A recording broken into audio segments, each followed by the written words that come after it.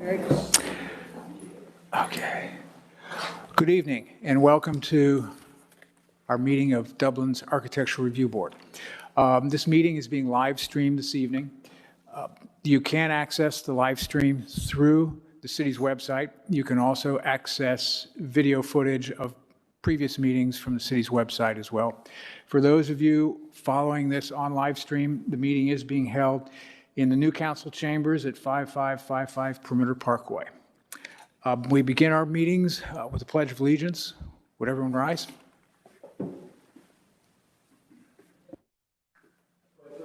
To the flag of the United States of America, to the republic for which it stands, one nation, under God, indivisible, liberty, justice for all.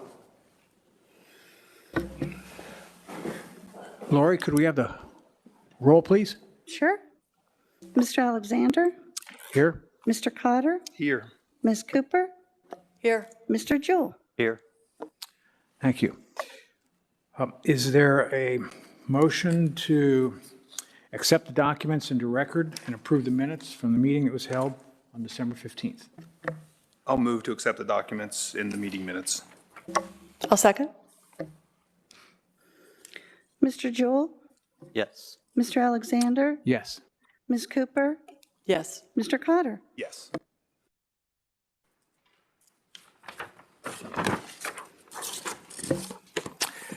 All right, the Architectural Review Board is responsible for the review of construction and modifications or alterations to any site in the area subject to architectural review under the provisions of Zoning Code Section 153.170. The board has a decision-making responsibility on these cases. Anyone who intends to address the board on any of these cases this evening will be sworn in. We will follow the agenda in the order it was published. So I'm going to want to swear in anybody who's going to speak. So if you'd raise your right hand. Okay. Do you, and please answer in the affirmative, do you swear to affirm to tell the whole truth, nothing but the truth in your testimony to this board? Okay. Okay. Thank you. All right. We'll move on to our cases. We have two cases this evening. The first case is 181 South High Street. This is a minor project review. The application is a request for exterior material selections for a recently approved single-family home located within the historic district. The 0.47 acre site is zoned historic district, historic residential, and is located northwest of the intersection of South High Street with Waterford Drive. Ms. Mullinex will be our presenter. And it looks like you're all ready. Thank you, and good evening. This is a request for review and approval of a minor project for exterior material selections for a recently approved home located at 181 South High Street. The site is highlighted here in yellow and is located within the historic district and zoned historic district historic residential. It is surrounded by single-family homes to the north, east, and west, and with public land which features the car barn to the south. The 0.47 acre site is located at the intersection of Waterford Drive and South High Street. The historic and cultural assessment found the previously existing home and shed to be non-contributing structures. So early in the project history, this case was brought to ARB informally. In May of 2021, demolition of a previously existing home and plans for a minor project were approved. Exterior materials were discussed at the meeting where staff expressed concern regarding the conceptually approved light-colored stone, which was noticeably lighter than stone used elsewhere in the historic district. And since that meeting, the applicant has appeared before the board for various exterior material selections, including the majority of the selections before you this evening. These are the existing conditions of the home being currently constructed. Here on the left, this is the view from the corner of Waterford Drive and South High Street, and then on the right, the view from South High Street. So to provide a clear picture, the exterior materials and colors are being considered today. This is the previously approved site plan, which shows the home currently being constructed in relation to the existing shed. And these are the approved elevations. The siding and trim material of both the shed and home were previously approved via a waiver for Louisiana Pacific engineered wood. Additionally, stone material is shown on the foundation of the home and the 1.5-story projection on the front facade. The stone material and color are being considered as part of the proposal this evening. So as previously mentioned, the LP wood siding was previously approved for the home, garage, and shed. The applicant is now proposing to paint all of that siding and trim gauntlet gray. Additionally, stone was conceptually approved for the exterior building materials, but the color and manufacturer were unspecified at that time. So the applicant is now proposing a Hermitage 19th century series stone from Horizon Stone, shown here in the image. So the homeowner prefers a lighter colored stone for the exterior of the home. With that, the proposed Hermitage 19th century stone sample is featured in the comparison image here, shown on the left within the yellow box. Staff finds that the proposed stone choice is a departure from other stone found in the historic district. More specifically, staff is concerned with the larger stone piece in the upper right-hand corner of the stone sample, which is a little bit wider in appearance than the other stones shown in the sample. Staff is recommending a more mid-tone colored stone, which closely resembles other stone found in the historic district. And a sample of the mid-tone stone has been provided for comparison with the proposed stone in the image on the left, as well as samples here for you this evening as well. Lastly, consideration should be given to how the proposed stone strongly contrasts with the historic stone wall in the front of the home on South High Street. Various exterior material selections are proposed for the home, garage, and shed, including gutters and downspouts, the front door, asphalt shingle roof, standing seam metal roof, and secondary exterior doors for the garage and shed. The applicant has not provided details regarding light fixtures and the front patio overlay material, which will be required to be submitted for approval to ARB at a later time.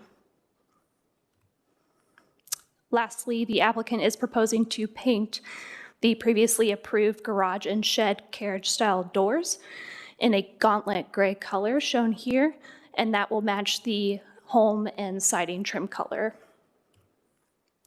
The minor project review criteria is met or not applicable.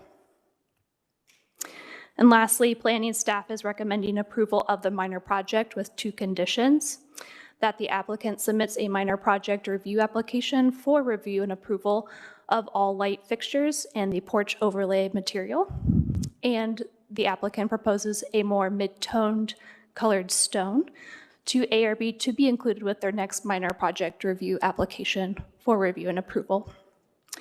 And with that, I'm happy to answer any questions, and the applicant and homeowner are in attendance this evening. Thank you. Board members, any questions for Taylor? Okay. Would the applicants like to add anything to the presentation? No? All right. Have we had any public comment? Okay. No, we haven't. Okay, thanks. All right, board members? Any? I mean, only thing I had, one of the conditions is for. Mr. Cotter, your microphone, please. Thank you so much. Apologize. But before, just from the color from the applicant, do you have a reason to pick the lighter one? Oh, okay. I mean, are you okay with the other one? Ah, okay. Yes, you should, yeah. Okay.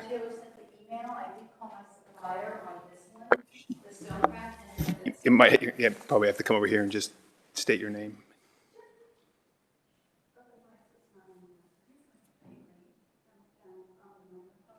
There? Okay, my name's Debbie Bergwall. Hi again, everybody. When Taylor sent the note, I did call the supplier about that particular stone that she mentioned, and right now they're having a hard time even getting that one in.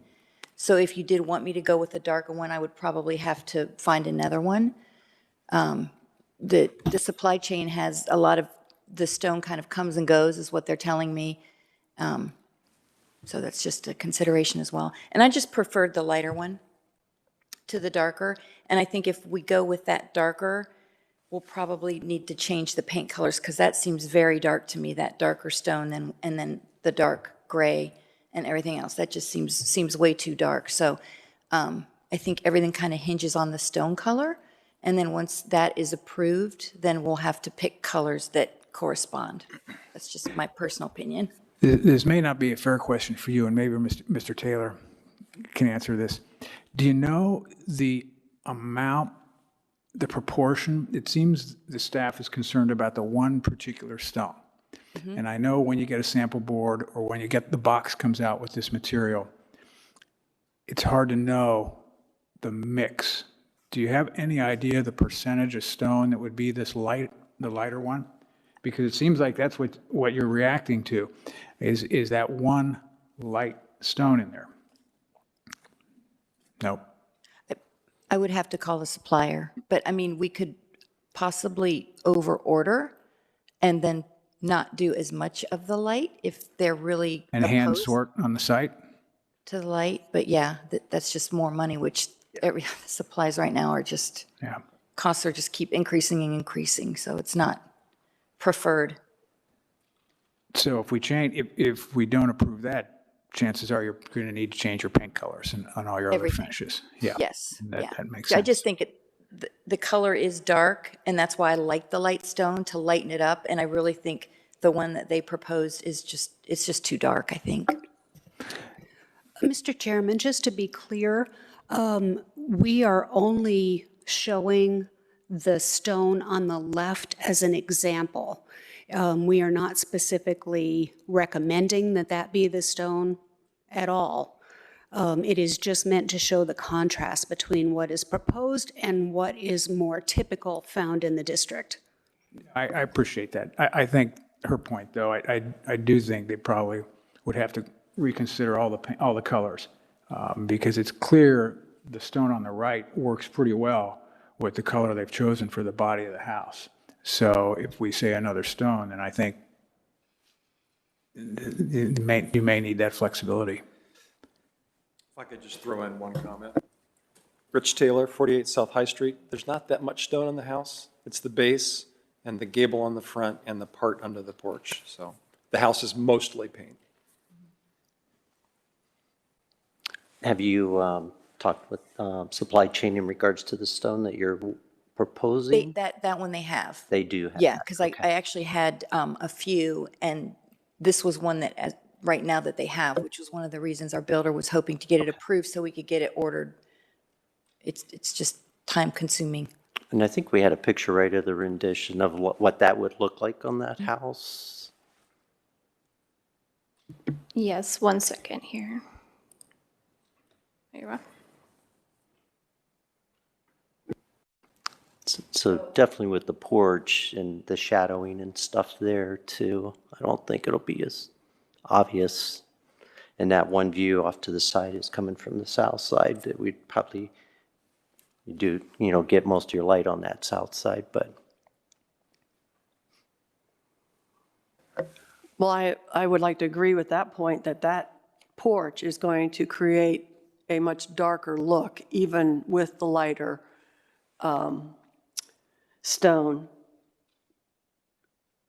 And admittedly, it looks much lighter in the picture. When I first saw it, I thought it was really, when you look at it here, it's a certainly different muted color. So looking at it here, it feels a little, okay, the light here is also different than whatever picture we are, but for me, because as you say, the contrast against the wall is going to be pretty far away.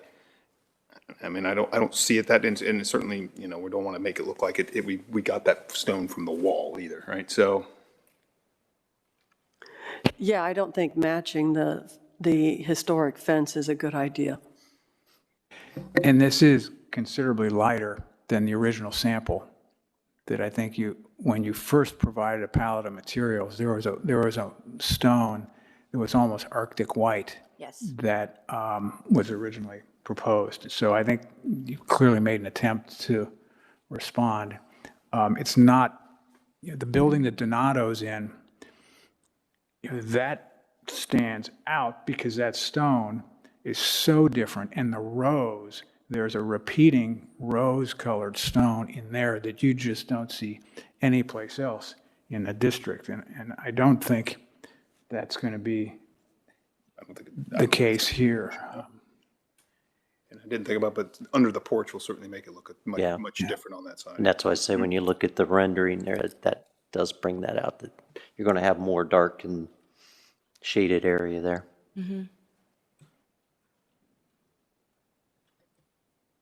It sounds like we have a comfort level I'm okay with it, yeah. with the stone up here. Yep, I'm fine with it. Yeah, so, okay. All right, so we need to,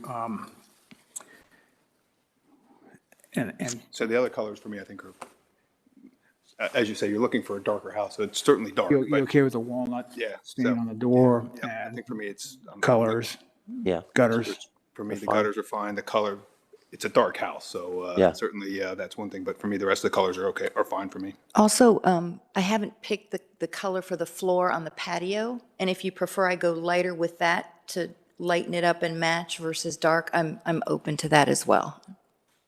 I didn't look, it's a concrete patio, I guess? It's going to be some type of stone. It's going to be a stone, also a stone patio, okay. I think that will probably have less impact because it's a horizontal surface. Okay.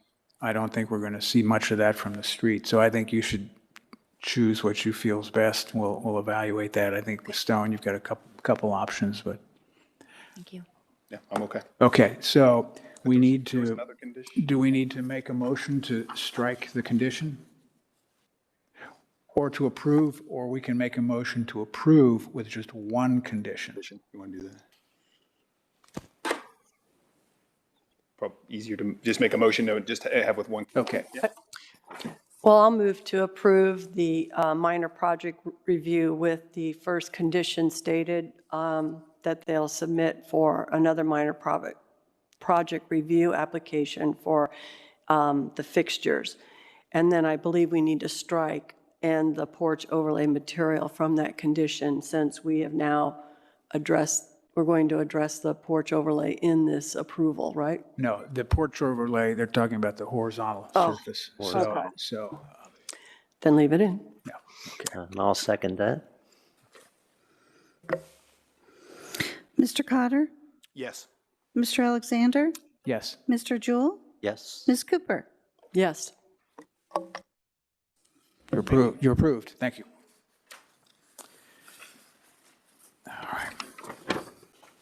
All right, our second case this evening. This is Tucci's Edition at 35 North High Street. This is an informal review. The application is a request to review a building addition to an existing restaurant zoned historic district, historic core, on a .23 acre site. It's located northwest of the intersection of North High Street with Wing Hill Lane. Ms. Holt will be our presenter. Sarah, whenever you're ready. Thank you, Mr. Chairman. This is indeed the Tucci's Patio Enclosure request at 35 North High Street at the Tucci's Patio, or Tucci's Restaurant, I'm sorry.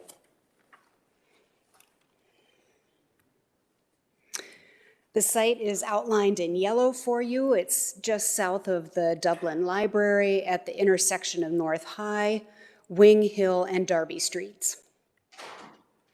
And a little further close-up on the site shows the patio area on the east side. This is where the building addition is being requested tonight. So a little bit of project history for you, which you probably remember from November of '21. We reviewed all of the COVID-related background at that time, and that has not changed. Previous requests pertinent to this application include a lot coverage and parking variances granted in 2002, There were various other informal requests not pursued, but the lot coverage and the parking variances are pertinent to tonight. In November of '21, we did hear a concept plan to talk about keeping the temporary tent structure. If you'll remember, the board was generally favorable towards that, but with the caveat that the design guidelines would need to be met. Tonight, we have an informal review for feedback on 2 different options. The applicant is planning to submit a combined preliminary and final development plan in March, and staff supports that combination. So to go over the zoning history, just as a little refresher, in 2012, the Bridge Street District Historic Core zoning was approved, and it allowed existing non-conforming buildings to remain, of which this is one of those, and it also allowed expansion of those buildings.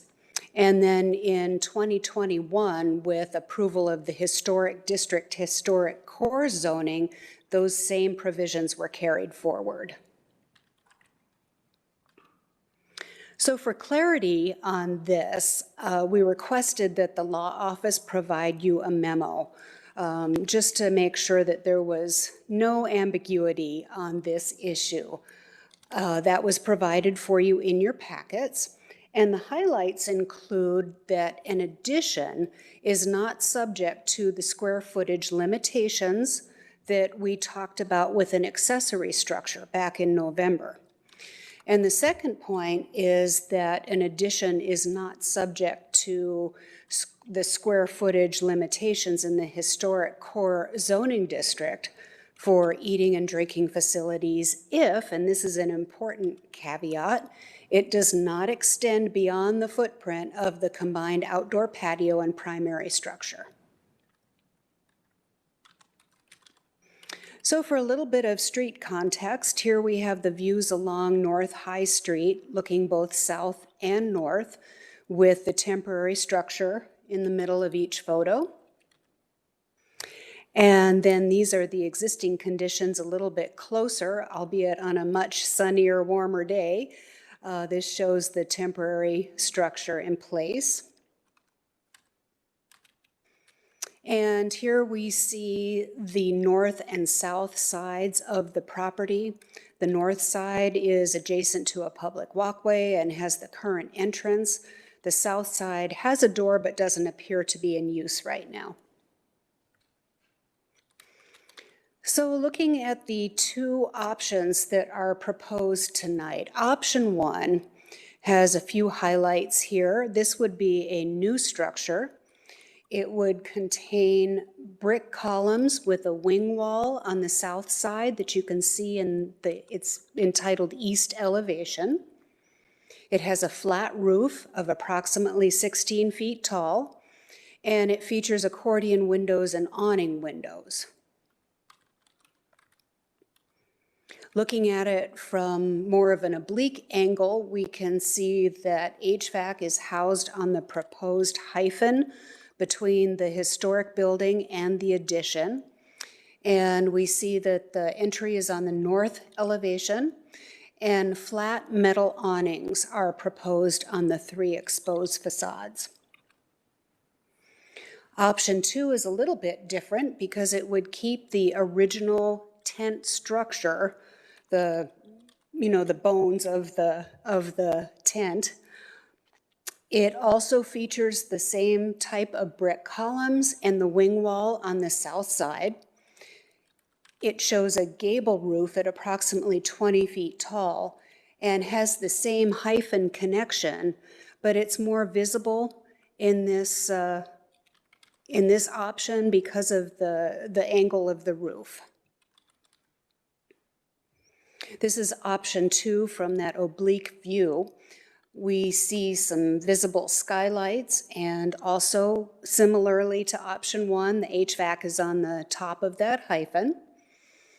And again, we see bifold windows, but no awning windows here. And then the flat metal awnings similar to option 1. So the discussion questions come down to, does the board generally support the scale, massing, and height of the proposed options? Does the board support one of the options over the other?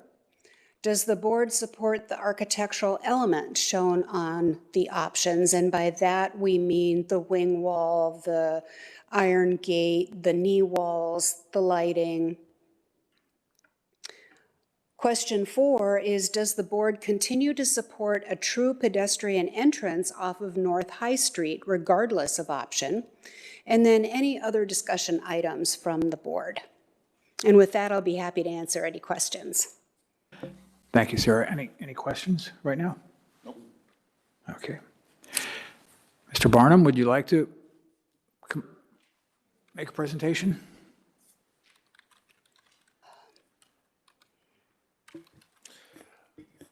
Good evening. My name is Aaron Underhill. I'm an attorney with Underhill and Hodge at 8000 Walton Parkway in New Albany. With me is Craig Burnham, the owner of the restaurant, and Mike Lusk, our consulting architect. So we're going to tag team this tonight. A lawyer has very little to do with this other than we get that square footage issue resolved, and I'm here to kind of help with process. But wanted to make a brief statement as to what we've been doing in the last couple of months. We recognize that we've been in a race against the clock from the get-go here since council has kind of put an end date to everything with these what were deemed to be temporary structures.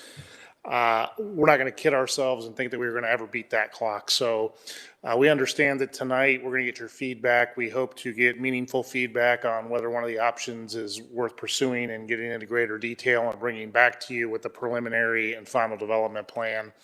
But we are going to have to go and talk to council, and we're going to be lobbying them, for lack of a better term, here in the coming weeks to see if we can get an extension to work something out. Obviously, this is a very complicated issue, and we've really been working hard since the last time we were here. We wanted to get back to a meeting with you in December. We were here in November, but due to your rules on filings and how far in advance, it couldn't be worked out. I'd also made a promise to you that we would come back informally, given the importance of this and the work that we need to go into a preliminary and final development plan submittal.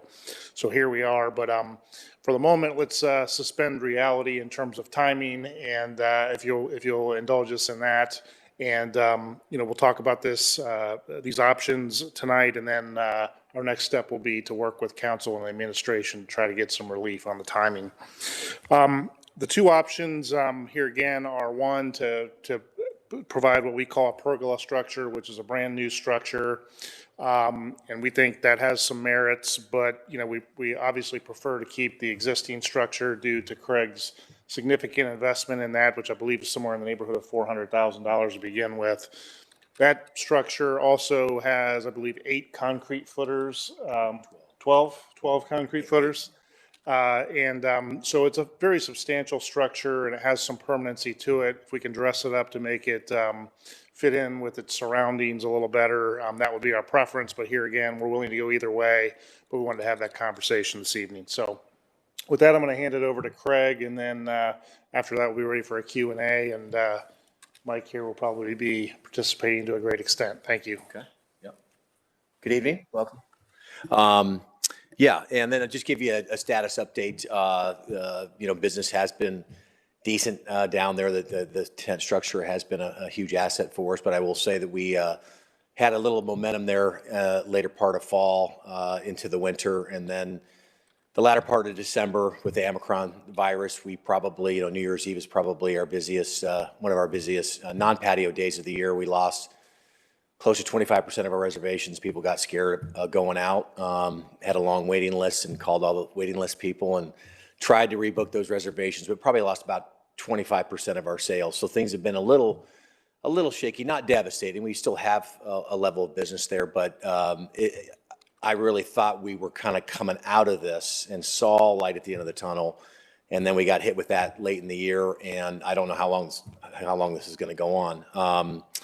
We did get a really nice surprise from one of your former board members, Amy, that was not in favor of what we proposed last time. She actually sent us a really nice email. I don't know if you got that email. Did you? Yeah. Who was obviously very in favor of what we proposed, since it is very comprehensive, and I think we addressed one of her main concerns on, the floor, trying to get that down to grade and fixing that issue and so forth. Mike Lusk is my in-town architect, but I did have my Carmel, Indiana architect do these renderings, and that's Steve Sturts, who has basically designed all of downtown Carmel, Carmel City Center, probably Carmel's best architect, a personal friend of mine that did these renderings for me, very, very talented. And so I was obviously very pleasantly surprised at what he came up with, and hopefully you like one of those options. Now, from a financial standpoint, obviously, what Aaron just said, our preference is to use the existing structure, to take that existing structure out and those 12 8-foot concrete footers, to pull those out, start from scratch. That will be eliminating that $400,000 investment and probably spending close to, I'm going to guess, at least $500,000, if not more, bringing the new structure in, which we're obviously willing to do. This is a long-term play for the business and so forth. So we're willing to do that, but that's also going to cause a long-term delay for us as well, getting those products ordered, delivered, downtime, construction time. The best play, obviously, for the business is using the existing structure, which then obviously is not going to cause a lot of delays for us. Changing the roof is not going to be that difficult. Changing the sides, not that difficult. And we can still operate in most cases. Maybe have to close down for maybe a month or so to do most of the work, as opposed to ripping the existing structure out. That's going to cause a lot of issues. But again, depending on your comments, we're here to discuss both options and willing to do both. Thank you. Have we had, does anybody have any questions initially? We'll go through all those points don't. initially for No. the applicants. The renderings are great. Yeah, they look good. No, thanks for that, Tim. Okay. We've heard about Amy's comment. Do we have any other public comments? No, we do not. Okay. Did we see, I didn't see Amy's comment. I didn't either. Do we, is it a public, I guess it's a public, Amy's comment is a public comment, so is that? It was addressed to Mr. Underhill. Okay. So it did not come in through public channels. I have it on my phone. I sent it to Sarah, I think yesterday. I should have done it sooner, but I could read it to you if you'd And like. some of us, you ought to, since some of us know about it. I just heard about it tonight. Yeah, sure. This is dated January 11th, and it says, Craig, today I viewed the drawings for Tucci's new concept plan. As I am now on city council, I am no longer on ARB, and thus won't have a chance to comment on your plan. Hence this email. The new concept is excellent. The design is appropriate for the district and your existing building. Thank you for revisiting your idea and helping to ensure historic Dublin retains its integrity. Your efforts and continued support of the community are appreciated. Sincerely, Amy Cram. Thank you. Okay. And maybe just only one, you will put a new floor in? Because we had that one discuss, I mean, I know you're just in concept, but you'll do something with the patio or the floor. There's that 14-inch grade. Right. And I think the idea was that by making this change, we were going to go in there and level that out and make it flat. I don't know if we discussed what the flooring actually That's okay. made that final decision. But you're going to kind of clean it up to make it, Yeah. I'll say, look like a building. I mean, essentially. Yep, okay. And I want to correct Ms. Holt. She did say in the presentation, historic building, that the building I'm in is not historic. It's contributing. Right. Just want to make sure we're clear on it. It's not a historical building. It's been identified in the document that we use as a contributing structure. So as a result, we apply the standards that we do to some of the older structures. So whether it's similar to the 1890s buildings, I mean, obviously there's a big difference. And I think our last meeting, that's why there was some latitude granted to putting, I think the majority of us at that meeting were in favor of you putting something in front of that. And I think that's why. So,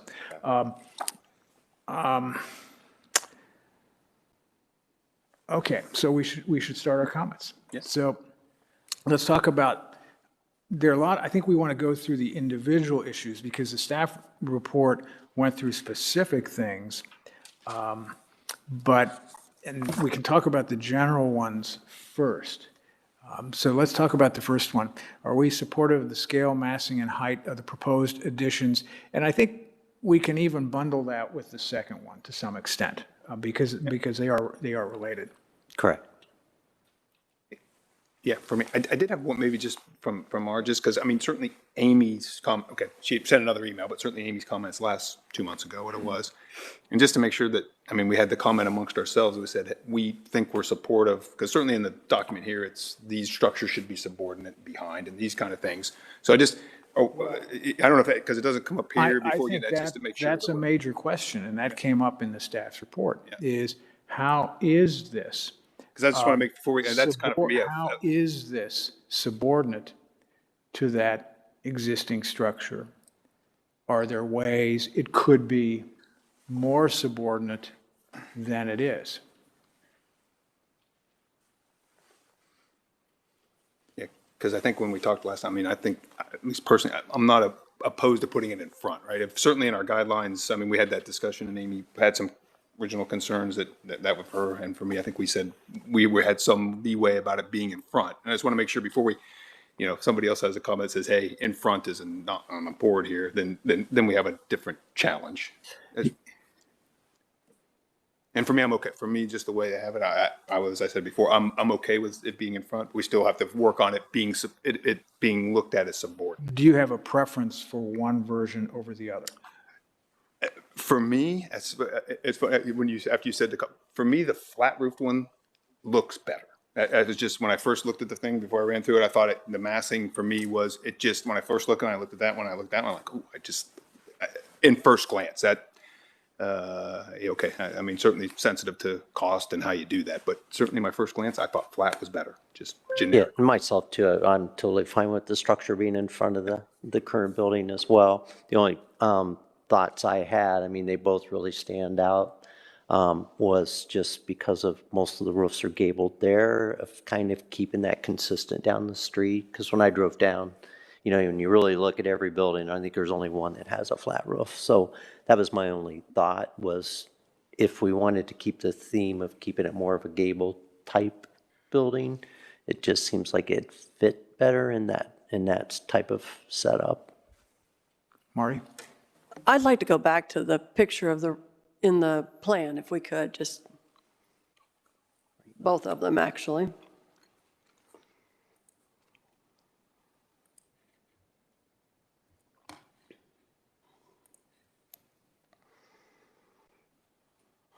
This is option 1 with the proposed flat roof.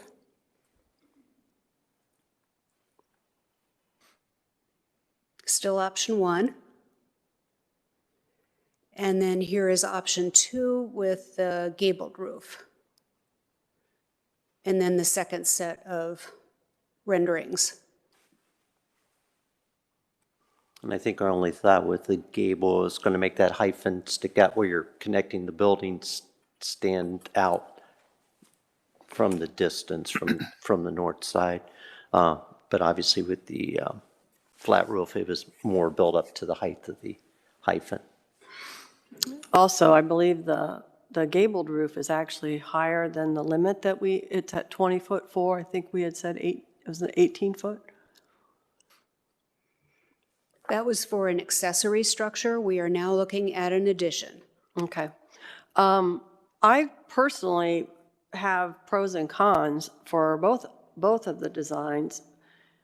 You're right when you say that the gabled roof fits more with, or matches, if you will, the other structures in the historic district.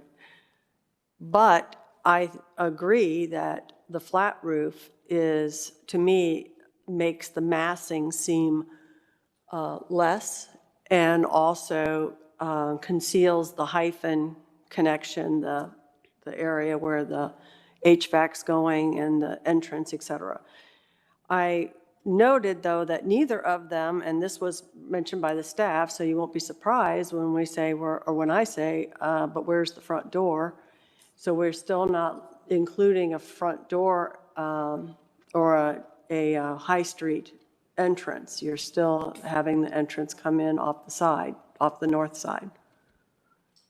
So I think that was what was addressed there on the north side, that door. That entranceway that's the door. But before we had asked for a connection to High Street so that it would be front facing to High Street. And that was not able to be incorporated. Well, maybe I can address a few issues there. So what you have here operational. Excuse me, sir. Can you introduce yourself and give your address for the record, Oh, please? sure. Thank you. Yeah, it's Michael Lusk. I'm with Lusk Architecture, 2011 Riverside Drive, Columbus, Ohio. So operationally, you got a few things going on here. You've got obviously the pedestrian access that you want from High Street. You also have a parking lot to the west where customers come in. And you have currently a hostess stand, you know, where it exists right now as you enter the building. So what we're trying to accomplish here is to say, okay, we know we have customers coming from two different directions. And I understand exactly what you want as a front door. I'm on the Columbus Downtown Commission. We have the same concerns every time we meet and make sure that there's a front door to every building.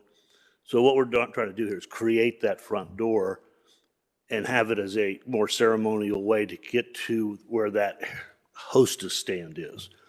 One of the issues is that when we raise that floor, now we have an accessibility issue. So we're going to have to ramp up somehow. This solution allows us to ramp up.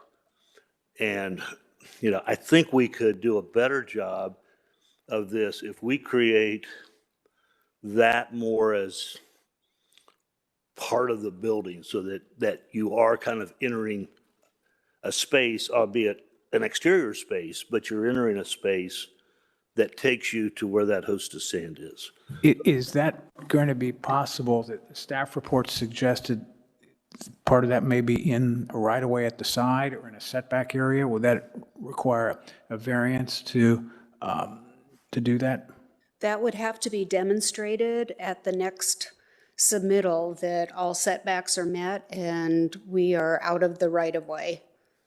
So the intent, I understand, I don't know, yeah, I bring that up because I don't know, I understand the architectural intent. I don't know if the circumstances are going to allow it. And that's something I that, think that, you know, this was conceptual and we didn't get to the point where we were able to really get a survey and do all the, you know, these were renderings, but we understand setbacks. But I think conceptually, that's what we're trying to do.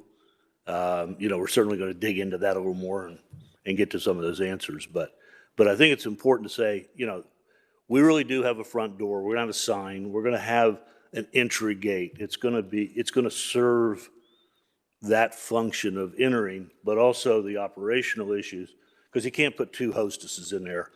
And, you know, one at the High Street and one at the mid, you know, so, you know, operationally, it's very difficult to make that work. And so this is an architectural solution that I believe addresses all of that while still, you know, creates that front door, which, you know, as an architect, I mean, I get it. So, but it's a difficult situation. So if I could follow up, basically then the setbacks you will be meeting will allow like a pathway from the front around the building to the entrance. And I do want to say you make a good comment about the parking and the approach that people will make to the restaurant from both sides, basically. So I see your point on that as well. I have another question, though, about the gabled one. If you intend to leave the structure in place, how are you going to, I'm not sure you could even address that structurally. How would that work? Hire a good structural engineer.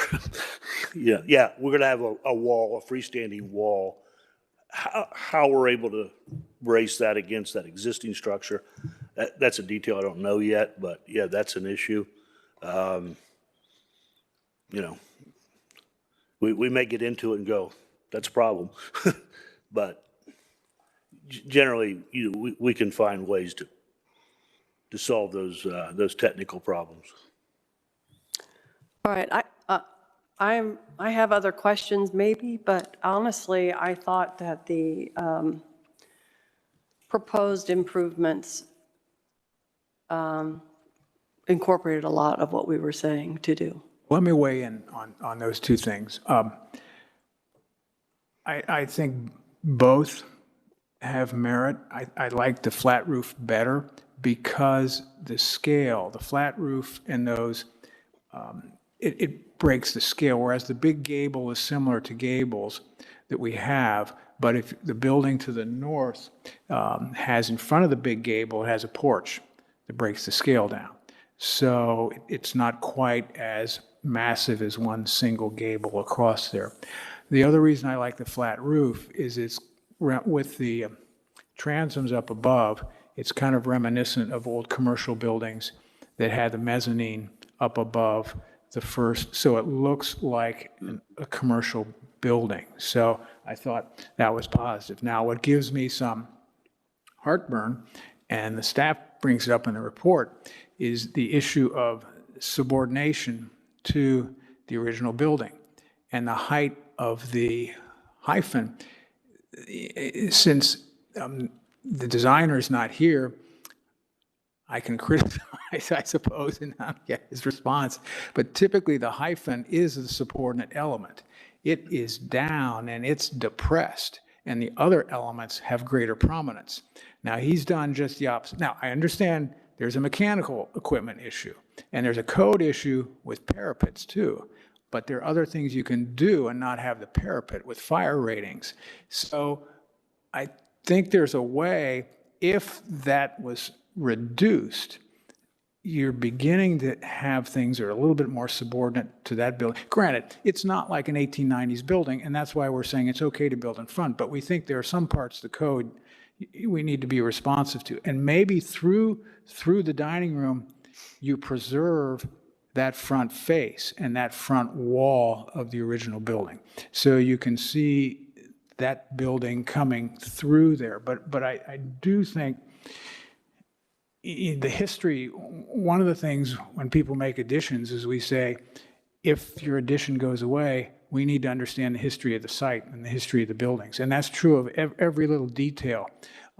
So if you could think of that connection a little differently, I'd feel better about where you're headed, and I would feel like it's a little bit more in the spirit of our code in terms of the way we try to be subordinate to the original building. You want me to address that? Yeah. Good points. I understand exactly what you're saying. This process was Steve developing these concepts, me inputting, these guys inputting in a very quick way. That connection between what we're adding and the existing building, I think is going to get complicated. From a code perspective, there may have to be some fire separations. So it needs a lot of study. And so I think the connection, as it's shown in these renderings, are probably the least thought out in terms of where they really need to get to. So I think your input is very good right at this stage. So we can understand where you want us to go with that, to minimize that. And so I would say, I think in terms of developing the design further, those are things we can work on. And, and I understand what you're trying to achieve. And it's, we got a lot of things going on at a really small piece of this whole thing. And I'm glad you came to the meeting, because we speak a little different language, and you those kind of subtleties you miss you can't pick up in minutes. Yeah. So yeah. I sit on I'm the clear glad side of the table. design. I know, so yeah, it's good a design professional is here, and I wish all of our applicants would always bring their design professional. I'm biased, but that's okay. So we've talked about, we're generally comfortable with the scale and massing. I think there seems to be a little more comfort with the flat roof option than the gable roof.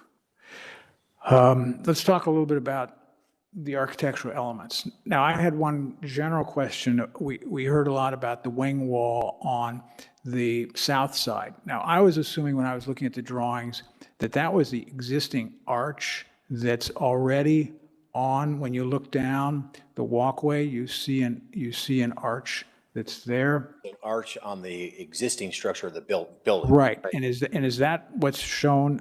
That's evident in those drawings, right? Right. Now, is the staff report referring to that as the wing wall or something else?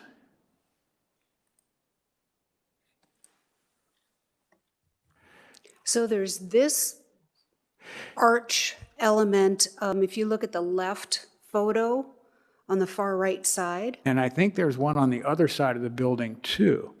A brick, it's a brick. Yeah, there's And a it's brick correct. arch on the other side, and that shows up in the renderings, and I think there was a reference to a wing wall to the south, and I think it's just the existing arch. Right. That one, if you look at the east elevation on the left-hand side. Yeah. Is that, or when the staff report said wing wall, is that what the staff report was referring to? Yes. Okay, so it's the existing arch, so we can kind of, And quite honestly, I took a lot of photographs and sent them to Steve, so he had something the context of the area, so he's included that. I don't know if we want to keep that, take it down, it's again, part of that connection that needs study. okay. I don't know if you're partial to it or that's your favorite thing or What, you're talking about the arch and No, no. No, that's a whole side of the building that we just kind of use for storage and, yeah. Okay, so that exists. So are there elements, the staff report mentioned the brick, there really piers on the corners, I think. That was one element the staff report mentioned. Any concerns with those? The only thing I noticed when you're walking down, certainly on the south and both sides, I mean, there's more siding there. Some of the buildings going south are brick faced, and maybe I need an architect to think, just, would it look more subordinate if it wasn't brick? And I was trying to think, would it seem more pergola, let's say, in a certain sense, if it was a different material? Yes, and I think the idea was just to match the existing building. I mean, Okay. that was the whole idea, was to match the existing brick that's on the building. Yeah. So, Because it feels more, I mean, brick for me just feels more imposing, let's say, Yeah. generally. And imposing, so it feels like the structure is more there.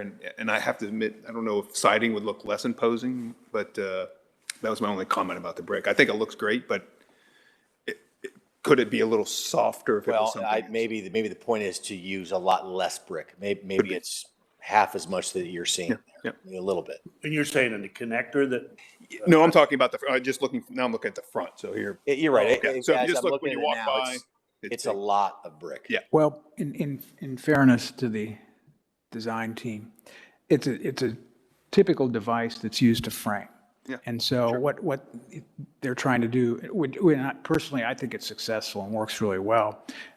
It's trying to hold your view between those piers, like brackets. And particularly when a building is as open as this.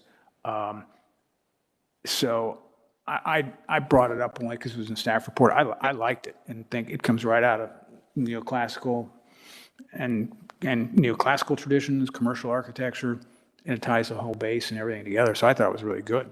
But I think it looks good. It's just, it's as you think about subordination, it just is more there. I have to admit, I said earlier, I think the thing looks good, but just to make sure we soften that there's easy to flow through, see through, so it looks like it is more, I was like, use the word pergola-like, but will this kind of fenestration, and here I'm talking about operable doors, windows, require a waiver for us to approve? Because we should talk about that.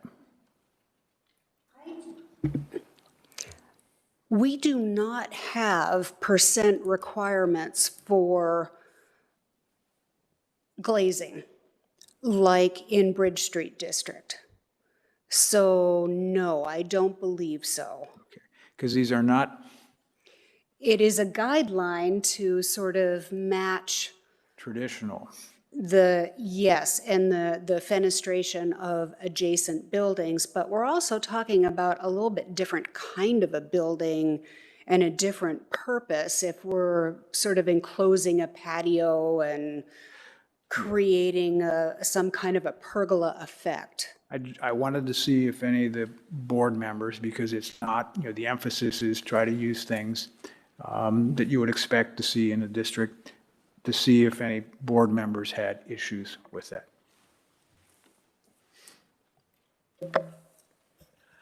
First cut, I don't, because we're trying to make it open, so we're trying to, I think, so we're gonna have to, it's not I guess I'm not a historic architect, it's not something that was done historically to have windows that did something like this. Yeah, it made a really a airflow through, made it look like a porch, so it's not standard, right, but I think. And I don't want to regress too, but when we got some pictures, there was two different concepts, wasn't there? Like a concept A or B, which had a different type of style of flat roof on it. I've got the photo here. This is the one but there's another. Yeah, there's one A, I think. Yeah, which didn't have the concrete corners on it. Those were That not, drops from, those were not submitted. got it, okay. Even though we got the pictures there. Right. Okay, all right. I just didn't want to, it's going like, well, wait a minute, there is an alternative here, but, okay. So everybody's okay with the glazing? Yeah, I think Yeah, and I advocate for allowing the windows to be open. That'll Yeah. really be very nice. Well, one of the things it does is it animates the street. And that's one of the reasons why our code asks for doors in the front to help animate the life on the street. But at least having openings, having activity right there contributes to the life of the street. Marty, you had concerns about, or I don't know, you brought up the point of the door not being in the front face of the structure, but it's really through a gate marking entry. Yeah, I am less concerned now, and I understand the logistics. I mentioned the fact that there is probably as much traffic coming from the west side as there is from the east or more, because that's where the parking and parking lots are to the west and to the northwest. So I have less concern about that, and I'm not sure that enclosing some kind of, pathway inside is a real efficient use of the inside space. It's not that big of a space, so. And I think it'll be really clear based on the preliminary proposal, is that it'll be very clear where the entrance is. And because the windows are significant, there'll be a lot of, even when they're not open, there'll be a lot of visual activity to draw from the street. So I am not concerned about the High Street entrance per se, as I was maybe from our discussion before. no, I like it. I like the way it's done there. There is a question about signage. What's the limit? Because I know there's, That, we wait until the staff brings that to us with all the calculations. I just noticed So it in the rendering There will that- be specific guidelines. Got it. Any signage that's proposed to us will need. So that can either be part of the preliminary final development plan, or it can be a separate application if signage wants to be either increased, changed, upgraded, whatever. It's kind of up to you all. But on the entrance, I thought it was a clever way to do it. For me, I don't see. It's not on the structure, it would be on the.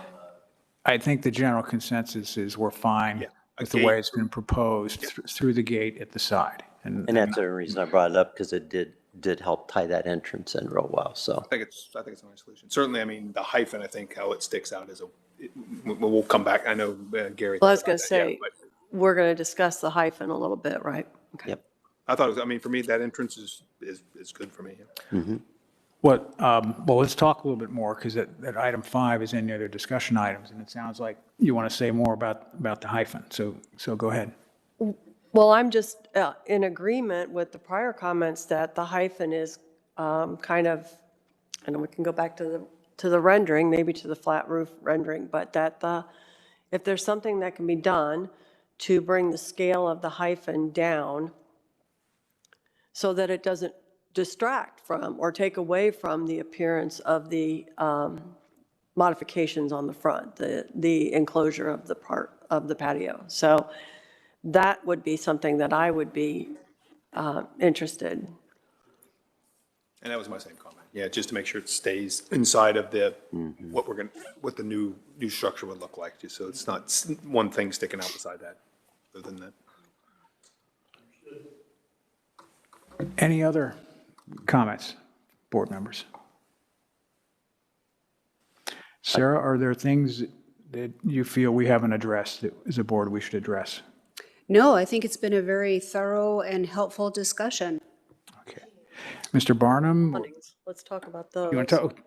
Okay. I think good point. the comments from the staff report were about the not using the metal awnings, and do you have any problem with that comment?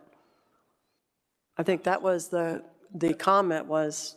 That to be window specific instead of across. Right. That's In fabric. Fabric. fine. Okay. Mr. Underhill, it looked like you were going to ask. Yeah, thank you. I just want to make sure, so I really feel like we've made great progress here, and I think you would agree, and we're getting very good direction and specific direction that we can take and run with. I just want to make sure that this board is okay if we were to communicate in writing with council and/or in person, that we could reflect to them that we've had a positive step here. And I don't want to, I hesitate to speak for everybody, and I don't want you to be surprised if I would, but that's going to be part and parcel to our ask of getting an extension of the time. Well, first of all, it'll all be in the minutes. So, and they read our minutes, we've been told. So it's all going to be in the minutes, but feel free. The timing is not, as you know, that's not our call. You're on our agenda. We review what you submit to us. The timing's out of our hands. We certainly understand the dilemma you're under, and yeah, so I understand. Great. I just didn't want to get out there and speak on your behalf and put words in your mouths. I'll be very general, but I wanted you to be aware of what we were going to be representing. Okay. All right. Thank you for your submission. Okay. You want to, you just want to summarize one last time, just make Sure. Yeah, well, that's a good point, Sean. Thanks. I think going back to the items, we are generally supportive of the scale massing and height of the proposed addition. I think there's a preference for version 1, the flat roof over the gable roof. I think we all had some concern about the massing of the connector or the hyphen. So that is one area that we're concerned about. As item 2, I did mention the flat roof, the architectural elements. I think we're fine. Well, this is item 3, but we're fine with the gate. We're fine with the fenestration pattern that's shown. I think the staff report pointed out the issue with the awnings. I think that's one clear element that's not in compliance right now. I don't think there was any, I think the piers are, nobody feels real strongly that they need to be changed. Okay, there are a couple of us that like them, so I think the piers, as you have them, are going to be fine. The entrance off High Street, we already said as long as that gate stays, I think at High Street and doesn't migrate back sort of mid-block, I think we're comfortable with the acknowledgement of entry on High Street in that way. It doesn't have to be inside the face of the building. Setbacks, make sure they meet the setback. Well, the zoning, they know they're going to have to meet the zoning because it'll be pointed out. So, but any further questions you have for us? And we could certainly work with staff on details and, they're helpful always, and so. Okay. All right.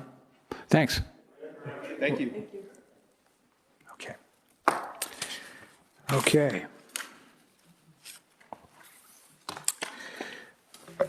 Communications.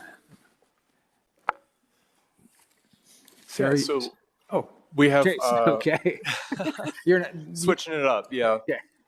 We do have the Architectural Review Board Annual Report before you this evening. So it is that time of year that we, as staff, kind of put that together for you all and for City Council. As with previous years, you'll see in the table of contents kind of the content. First, we appreciate you all submitting your short biographies to be included in here. As per usual, we included an overview and responsibilities section, kind of reminding everyone what the ARB is about and kind of the purpose of the Architectural Review Board. Additionally, there is an activities section, some application highlights, and then special project highlights as well. In here too, in the Architectural Review Board activities section, you'll notice that we have included a caseload comparison from 2021 and previous years. And as you all are well aware, it was very busy. So we appreciate your time and dedication to the Architectural Review Board here. A fun note, I guess, something we switched up this year from previous years is we created kind of a theme, an organizing theme. And so you'll notice photos of the historic Dublin Firehouse, as well as various fire apparatus over the years. So yeah, feel free to peruse this. This will be shared with council at an upcoming meeting. As always, we appreciate working with you all. I can speak for myself, I'm sure for Sarah as well. We enjoy working with you all. So thank you for your time, your dedication to this board. I don't know, do you have anything else? Other than to echo what Chase said, we really enjoy working with you, and you bring such expertise and enthusiasm to these very detailed projects, and the physical manifestations of those efforts are really evident in the district, and we do appreciate it. It's important work. well, as we know, it's a team effort, because as I've noted, a lot of times we'll make suggestions and come up with ideas, but you all are the ones who implement them, or tell us when they're bad ideas. So No, definitely. Yes. Staff is carrying the load yeah, here. that's definitely the case. Okay. Thank you. Any other communications? There are none. Can I bring up Okay, the Sean, one- yeah, just Sean. the one- I have something too I wanted to Okay. ask about. I just have, oh, Go ahead. so I just was thinking last week as this came up and in the last few meetings over the year, previous year, and thinking about on the east side of High Street, say on the north and on the east side of High Street, where we're thinking about, okay, Oscars, we've had the discussion about what will happen there. And as we move south, the dentist office came, okay, they were putting something in the back and thinking about what they would do with that structure. And beside that, we had the discussion last week, and now we have this one where there's that upcoming changes will really change some of the fabric of that area, right? Yes. And just trying to think about how, is there a way, and it's a question, to try to do them less one-off, right? We're talking about Tucci's, and then next month maybe we talk about something. And how do we, because as you walk, whichever way you're walking, last time we talked about the building, we said, okay, the flat roof is there, so we want something on that one side of that building that kind of makes it not look so stark. Well, on the dentist office, if he decides to do something, it might make you think something different. And it could potentially put less burden on that other person. I don't know how I just don't know how, I mean, they're all individual plots of property, they're all doing separate things, but if we could somehow make I don't know, I'm thinking more thematic than something else, just to try to make sure that we don't do something, the next company comes along, you're like, oh my gosh, I wish we'd have done it a little different or thought about it a different way.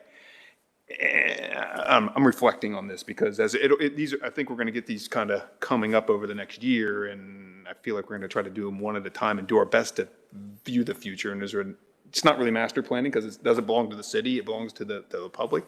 But how we might be able to do that in a way that's sensitive to the next person and helps us make sure we make a good choice for the long term as we change a bit what the character will look like over the next few years.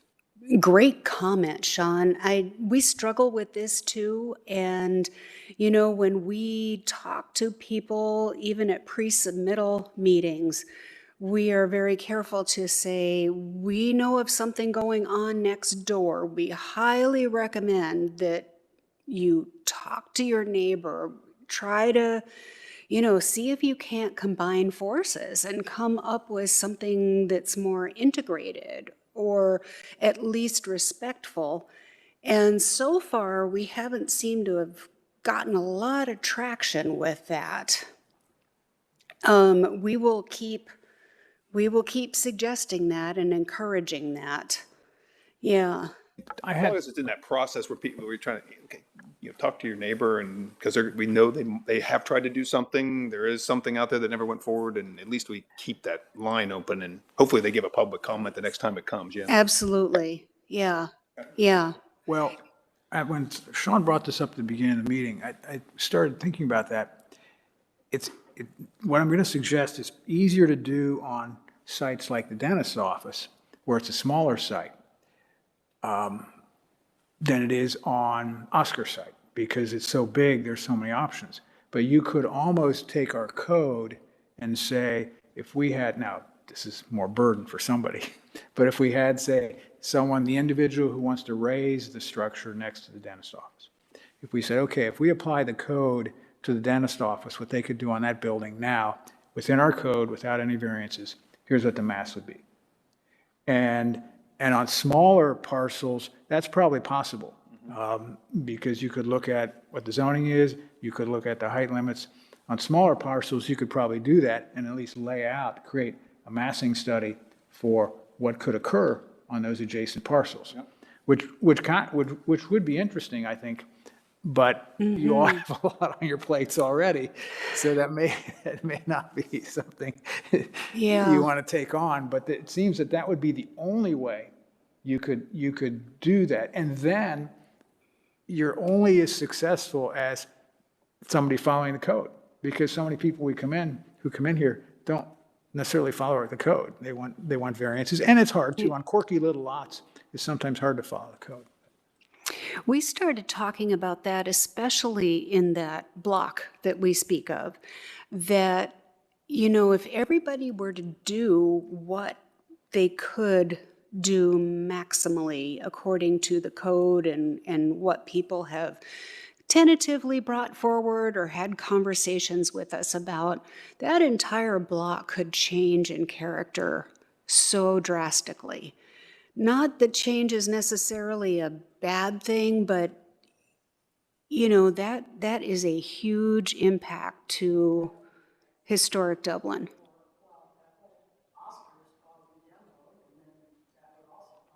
Yeah, exactly.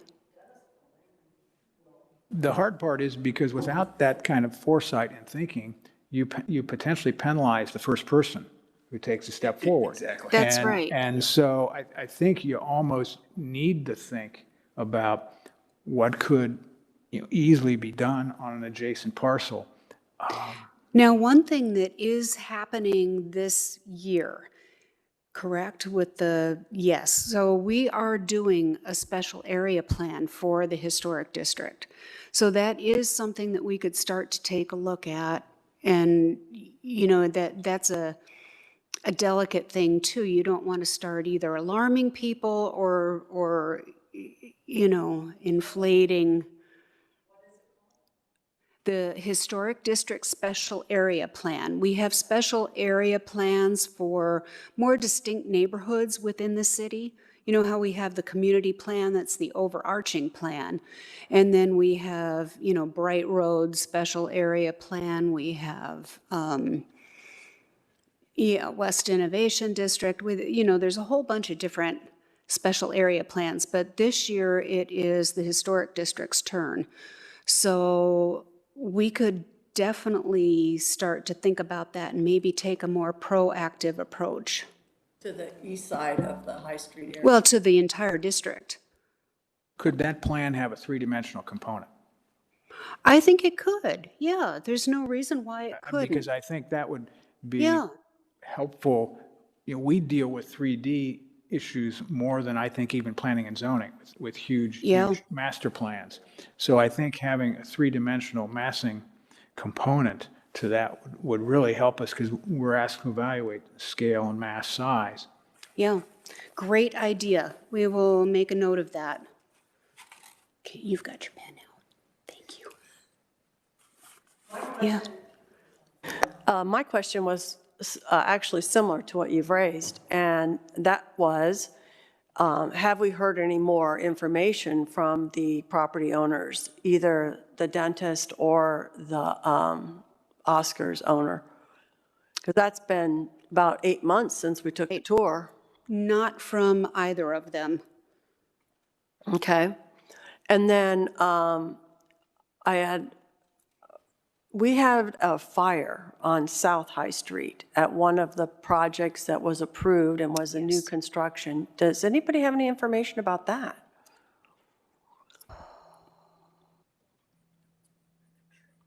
Right, and I do not have specific information on that. Don't know what happened with it. It is being reconstructed, but I have not heard what the cause of that fire was. I guess I haven't since Christmas or even before gone past that property to see what was going on, but I didn't know if anybody had heard if they were, back to reconstructing it. Yeah, they've made a lot of progress. It's all sheathed, massing. Oh, I'll have to drive by in the daylight then and see it. They reframed it once they cleaned the site really fast.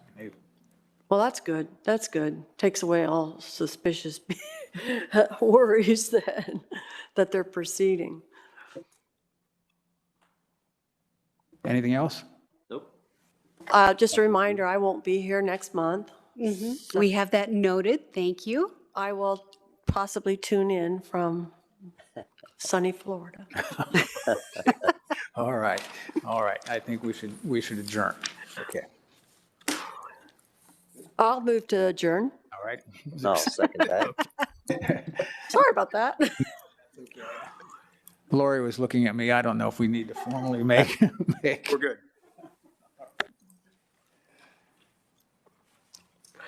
So we're going to have them back in March for sure, but do you know anything else coming up the pipeline?